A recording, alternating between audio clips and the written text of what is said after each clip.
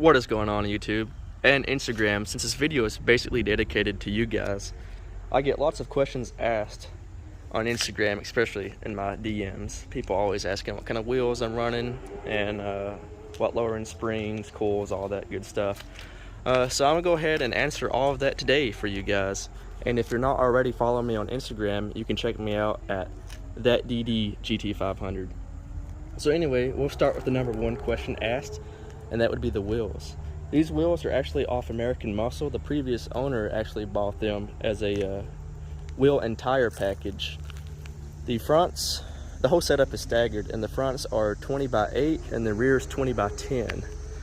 And he got the Nitto G2 555s, which in my personal opinion are horrible tires. But I guess for the price that he gave for the complete package, he just went ahead and went with them anyway. So anyway, I really don't mind because I bought the car with brand new wheels and tires. So, and I really like these wheels too. But yeah, they're Foose Outcasts and they are triple plated chrome. So once you get them cleaned up, like I do right now, they really shine and they're crazy reflective.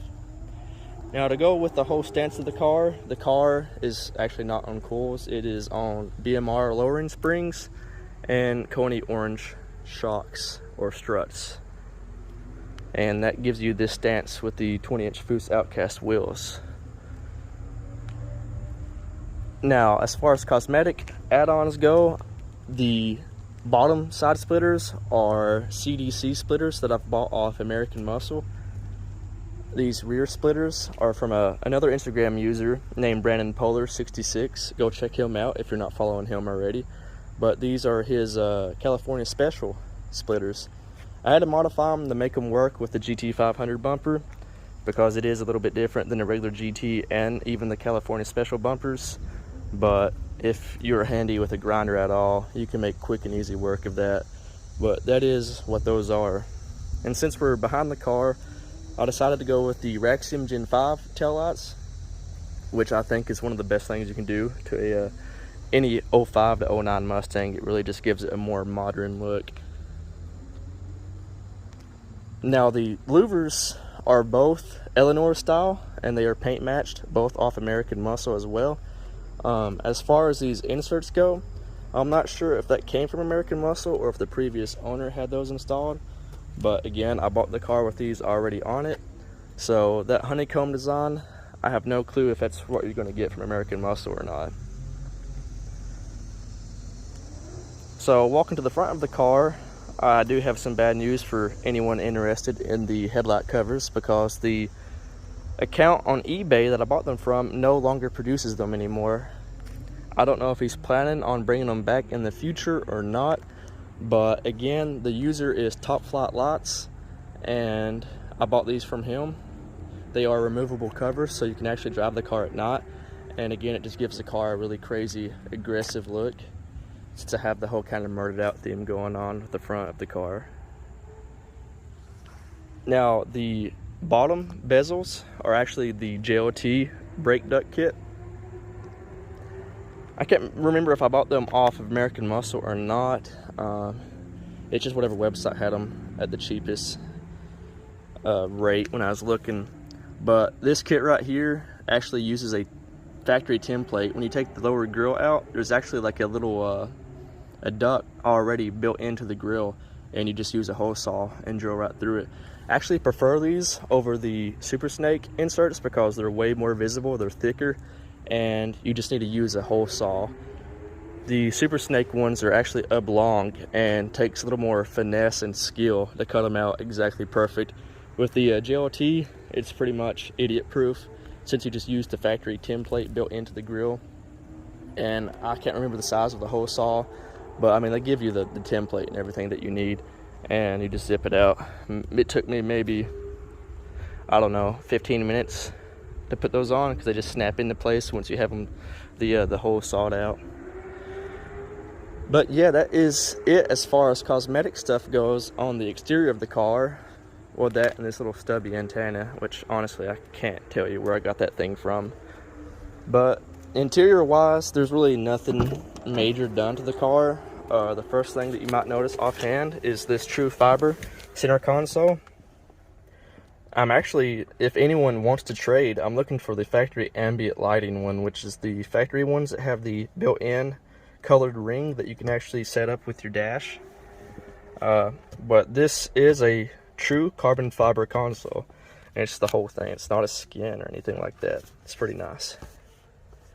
This is a Shelby custom shift knob. It was already on the car when I bought it, but it does have a MGW Gen 2 short throw shifter, which I highly recommend. It is one of the first things you do to a GT500. This is just some standard Kenwood touchscreen stereo. I bought this plaque off a guy on Etsy.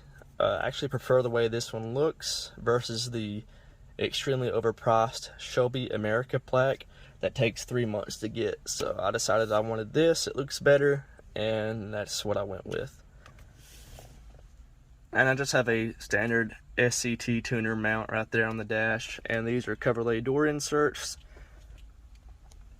And that is pretty much it as far as interior modifications go. Now I will pop the hood and walk over the engine bay.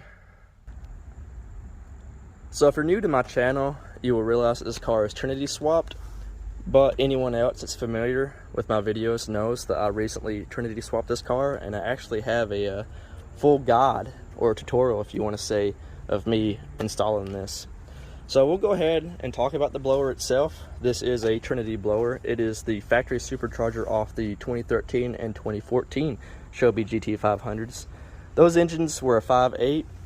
My engine is still a 5.4, so that is why the supercharger says 5.8 on it. If you are wondering, this car is still just a 5.4. This is a VMP 3 times capacity coolant reservoir that I bought to go hand in hand with my Department of Boost Super Single, if you can see down in there. And I have that paired with a Cobra Jet pump. I actually have a dedicated video on that install as well. This is a JOT 123 cold air intake with a VMP 67mm throttle body, a BPS high flow elbow. I'm running the factory 2.67 pulley on the supercharger. I may pulley down to a 2.4 eventually, but the way the car runs right now, I really have no desire to do that. I'm also running a JOT 3.0 oil separator. And I recently replaced the old Motorcraft battery from 2014 with this die-hard AGM battery, which I had to do some modifications to the battery tray to make it fit. Nothing major, but I figured I would go all out with a good AGM battery to keep less stress off the alternator, which is a known culprit to go out on these cars.